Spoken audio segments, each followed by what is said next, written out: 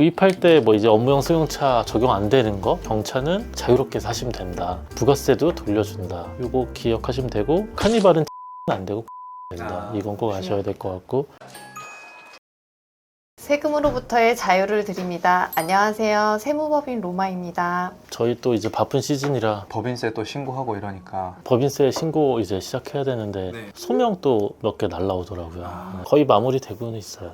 인건비 이슈긴 했는데 이분 근무한 거 맞는지 확인이 오거든요. 한 20몇 명이 왔는데 그래서 실제로 이제 이체 내역이랑 확인하고 이게 인건비가 좀 특징이 한 연도만 걸리는 게 아니라 이 사람 입사해서 퇴사까지 다 보거든요. 처음 계산했을 때 몇 억도 나올 수 있겠는데 했는데 거의 이제 잘 끝난 것 같아요. 세금 없이도 끝날 것 같은. 이게 또 이번에 또 느낀 게 자료가 좀 뒷받침이 돼야 조사할 때 이제 자료 어떻게 또 잘 하는지랑 정말 설명 어떻게 잘 하느냐 이런 것도 좀 중요한 것 같아요. 그러면은 오늘 좀 주제에 대해서 이야기를 좀 해볼까요? 네, 저희 오늘 주제는 업무용 승용 자동차. 말도 많고 탈도 많고 궁금하신 것도 또 너무 많으실 것 같아요. 차 바꿀 때 나 슈퍼카 타고 싶은데 되냐? 이런 거 정말 많이 궁금해하시고 어디까지 비용 처리되는지 나 몇 억짜리 차 샀는데 이거 다 비용 처리되면 올해 세금 안 나오겠네요. 뭐 이렇게 희망 회로를 돌리시는 분들도 많아서 저희가 오늘 방송에서 그 모든 궁금증을 다 해소해 드릴 테니까 끝까지 저희와 함께 해주시면 되겠습니다. 이게 말부터가 좀 어려운 것 같아요. 업무용 승용차라 그러면 보통 이제 택시 떠올리시는 분들 많은데 사실 그냥 일반적인 자동차들, 회사차들 비용 처리 해주냐 뭐 이렇게 물어보는 거고 몇 년 전만 해도 돈 벌면 그냥 차부터 사세요 해서 비용 떨었는데 요즘도 전 그냥 비슷해요. 그냥 차부터 사시고 어차피 비용 처리는 되긴 되는데 언제 되느냐가 좀 문제고 근데 또 거꾸로 얘기하면 이제 세무 처리도 정말 잘해놔야 이것도 이제 조사받을 때 또 인정을 또 받으니까 그리고 상당히 복잡하게 좀 돼 있어요. 저도 이거 사실 저 대학원 박사과정에서 업무용 승용차 논문 썼거든요. 쓴 이유가 전 너무 이해가 안 가서 솔직히 말해서 뭐 이런 제도를 만들어 놓고는 왜 뭐라고 하지? 법인이 잘 돼서 슈퍼카 타면 안 돼요? 이렇게 물어보면 벤츠는 괜찮대. 근데 페라리나 포르쉐, 람보르기니는 안 된대. 근데 벤츠가 더 비쌀 수도 있고 그럼 더 올라가면 롤스로이스는 될 것 같은 느낌이 또 오히려 들고 또 실제로 근데 사례가 있었던 게 일본에서 비슷한 사례가 있었던 게 포르쉐를 탔는데 일본에서 비용 처리 안 해주겠다고 하고 법원에서 싸운 게 있더라고요. 찾아봤는데 거기선 다 인정을 받았어요. 업무용이면 업무용인 거다. 그리고 제가 이제 나라별로도 꽤 비교를 많이 해봤는데 우리나라 업무용 승용차 제도가 너무 타이트한 편이긴 해요. 예를 들어서 독일에서는 50% 이상만 쓰면 다 업무용으로 봐주거든요. 우리나라는 운행일지를 써서 꼼꼼하게 이제 체크를 하게 되어 있어서 오히려 너무 힘들게 되어 있지 않나 이런 생각이 좀 들더라고요. 근데 어쩔 수 없잖아요. 우리나라 세법이 또 이렇게 되어 있으니까 오히려 또 이거 잘 지켜서 세금 어떻게 줄일지 고민하시는 게 또 맞는 것 같고 여기 테두리 안에서 저희가 이제 최대한 맞춰드려야죠. 차량 이제 구매하실 때 저희가 고려해야 될 게 이제 제일 크게 사업하시는 분들은 세금 문제 많이 고려하시고 그렇지만 세금만 고려를 할 수는 없거든요. 구매할 때 어떤 문제들을 좀 고려해야 되는지 그래서 세무법인이니까 저희가 세금 관련한 것부터 먼저 좀 말씀을 드릴게요. 안세무사님 차량 구매할 때 부가가치세 환급 가능한 차량이 있고 불가능한 차량이 있잖아요. 그거에 대해서 좀 설명해 주실까요? 네. 우선은 저한테 이제 많은 대표님들이 물어보시는 것 같아요. 세무사님 저 이번에 차 삽니다 라고 이제 말씀을 하시면은 말씀하시는 게 결국엔 의도가 이제 세금을 많이 줄일 수 있는지에 대해서 말씀하시는 거잖아요. 그렇게 질문 주시면 소득세나 법인세 측면이랑 부가세 측면 이렇게 나눠서 좀 설명을 드리는데 소득세는 당연히 비용 처리 가능한 거고 부가세에 대해서만 말씀을 좀 드리면 모든 차량이 부가세 공제가 되는 건 아니잖아요. 나라에서 좀 정해 놓았습니다. 부가세 공제가 되는 항목들을 정해 놨는데 저희들이 다 알고 있는 차량들은 거의 다 안 된다고 보면 되고 대부분 되는 차량이 스파크나 모닝 이런 경차가 되거나 혹은 9인승이 넘어가는 승합차들 그러니까 카니발이나 이런 차들이 되는 거고 혹은 진짜 업무용으로 볼 수 있는 뒤에 적재함이 있는 뭐 픽업 트럭이나 혹은 트럭들, 봉고차 이런 거는 이제 부가세를 환급을 받을 수가 있죠. 특정 업종 같은 경우는 거기에 사용되는 차량 같은 경우에는 아까 앞에 열거해 주신 차 외에도 또 부가세 공제되는 업종이 있잖아요. 운수업 자동차 판매업, 운전학원 같은 경우 승용차지만 부가세 환급이 다 되거든요. 그다음에 뭐 장의업, 운구 차량 있잖아요. 그 리무진 이렇게 긴 차량 그런 것도 그 업종을 위해서 꼭 필요한 차량 같은 경우에는 부가가치세가 공제된다고 그렇게 알고 계시면 되겠습니다. 간혹 이제 카니발 잘못 사시는 분들 있잖아요. 7인승도 안 되니까 네. 그래서 꼭 9인승 사시라고. 네. 그리고 여기서 또 파워풀한 거는 제가 생각했을 때 이제 카니발을 이번에 구매를 하셨을 때 공제되는 거 사면은 이 차량 취득하는 것뿐만 아니고 뒷단에 이제 차량 경비들도 다 네. 부가세 공제가 되니까 그것도 좀 좋은 것 같아요. 근데 뭐 공제를 혹시라도 못 받으면 또 비용 처리는 되니까 그쵸, 네, 그쵸. 아쉽지만 할 수는 있겠죠. 근데 저희 주변에는 항상 물어보시는 게 차량을 살 때 우리가 보통 그냥 자차 구매 현금 주고 사는 거랑 그다음에 리스하는 거 있고 그다음에 렌탈하는 거 이렇게 할부도 있고 혹시 어떤 거 좀 추천해 주세요? 사실 저는 다 똑같다고. 오히려 이게 중요한 게 아니라 좋은 딜러를 만나셔야 된다고.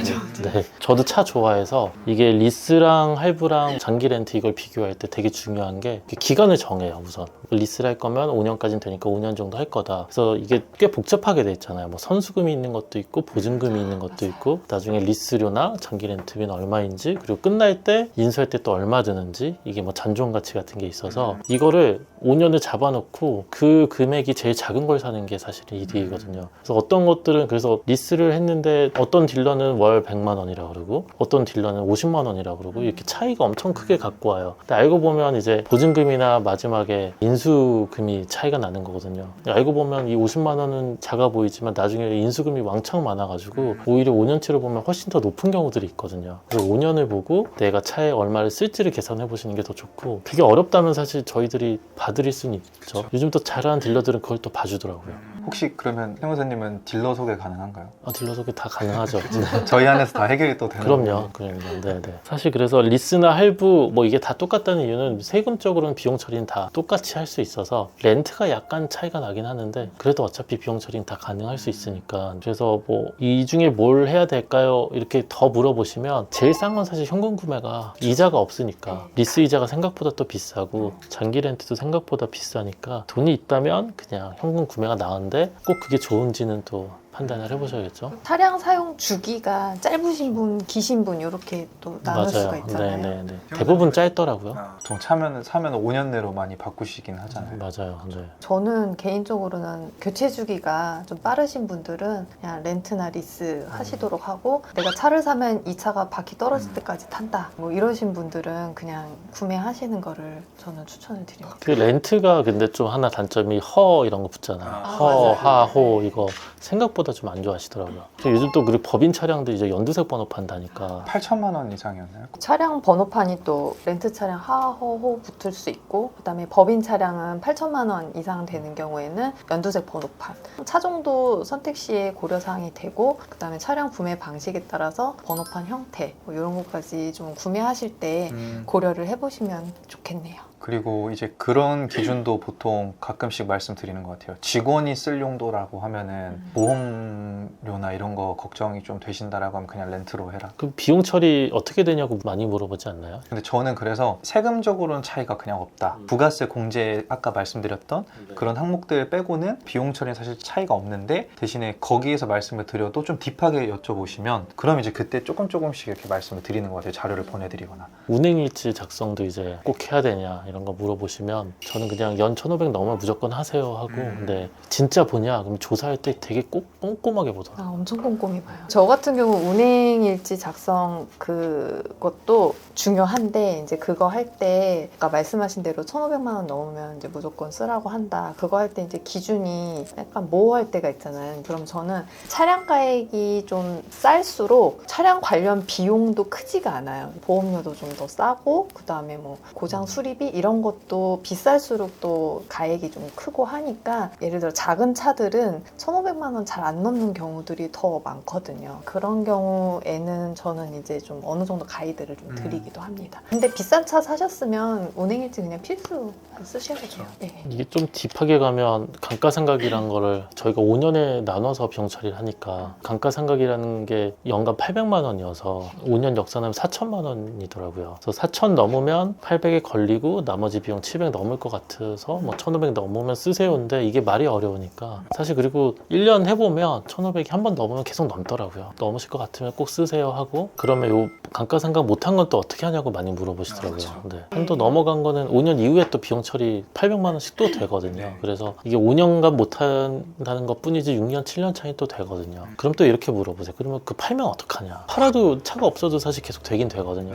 그래서 좀 약간 이상한 제도가 돼버렸죠. 좀 더 쉽게 그래서 이거 감가상각 못해도 비용 처리는 됩니다라고 저는 말씀드리거든요. 매년 800만 원 한도 내에서 계속 되는 거니까 저는 그거 감안하시고 뭐 가격에 구애 없이 사시라고 그냥 말씀을 드려요. 다 용도가 다른 거니까. 근데 이거의 가정은 이제 업무용 100%를 썼다는 가정이 그쵸. 있긴 하죠. 네, 네, 네. 중요합니다. 근데 저희가 이런 비용들을 인정받으려면 구매한 후에 자동차 보험을 잘 가입해야 되잖아요. 업무용 차량 저희가 그 법인 같은 경우는 임직원 전용 보험을 가입해야 비용을 인정해 주잖아요. 근데 가끔 보면은 그 개인 명의로 가입을 하시는 경우들이 있더라고요. 이 임직원 보험이 안 돼 있으면 비용 처리 자체를 안 해주기 때문에 법인은 일단은 무조건 한 대라도 무조건 임직원 전용 보험을 가입을 해야 되고요. 개인 사업자는 이제 한 대까지는 괜찮고 이제 복식부기 의무자신 경우에는 2대부터는 임직원 전용 보험을 가입을 하셔야지 이제 비용을 인정받을 수 있다는 거를 꼭 이건 염두를 해두셔야 될 것 같아요. 차량을 매입을 해서 사용을 하다가 그 차를 중간에 팔 수도 있잖아요. 그렇죠. 그럼 팔 때는 저희 그럼 세금계산서 꼭 발행해야 되나요? 발행해야죠. 업무용이니까. 그리고 뭐 이게 재무제표에 있는 금액보다 비싸게 팔면 사실 세금도 나오고 싸게 팔면 무조건 비용 처리도 되니까. 네. 근데 그때도 역시 저희가 또 한도가 있잖아요. 한도가 있죠. 네. 이게 손실이 800만 원 이상이면 또 800만 원까지만 되고 나머지는 또 그 다음에 또 계속 800만 원까지만. 생각보다 되게 복잡하게 돼 있어서 참 설명드리기도 참 어려운 게 살 때, 유지하실 때, 팔 때를 이제 좀 알려드리긴 하는데 그래서 저희랑 이제 꼭 말씀하시고 해야 될 것 같아요. 사실은 대표님들이 궁금하시긴 하시겠지만 이거를 다 외울 수는 없는 것 같고 때 될 때마다 물어보시면 좋고 그리고 아니면 저희가 이제 마무리 멘트로 정리를 딱딱딱 해드릴 텐데 그것만 그냥 가져가셔도 좋은 것 같아요. 마무리만 들으시면 됩니다. 앞에 건 다 잊으셔도 돼요.